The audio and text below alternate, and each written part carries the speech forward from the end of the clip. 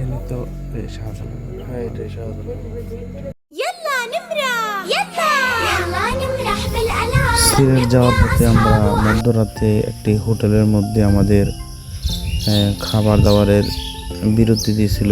সেখানে বিভিন্ন প্রকৃতির আচার, তারপরে মিষ্টি, অনেক প্রকারের আইটেমের খাবার ছিল আমাদের জন্য।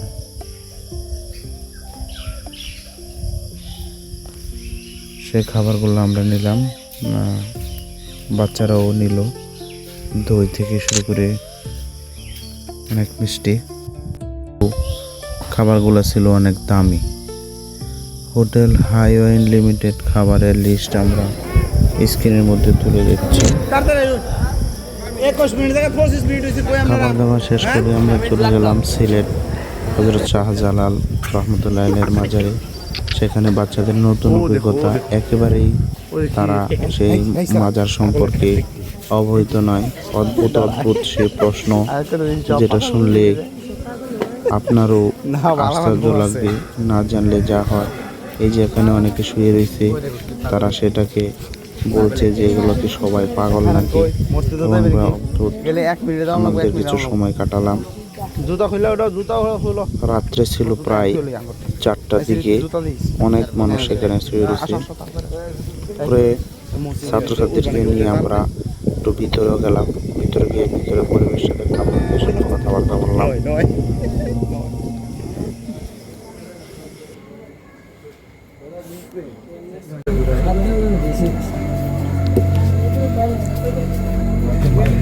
এনে তো শাহজালাল, হ্যাঁ এটাই শাহজালাল।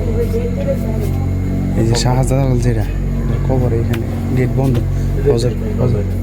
কবর এই যে পাশে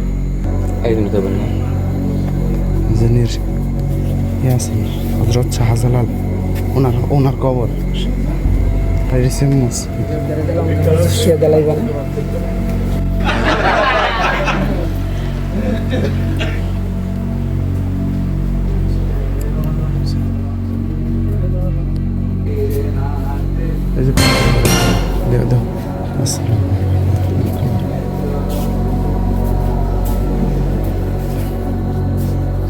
এগুলো খবর নাই,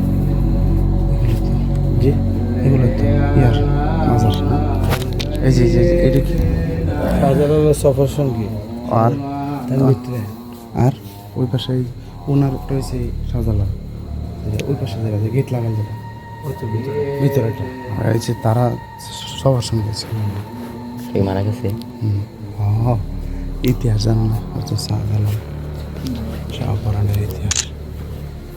উপরে আরো অনেক খবর আছে, ঠিক না?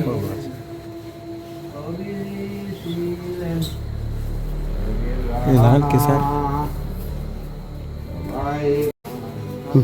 চল আমি আগে তোরা ভালো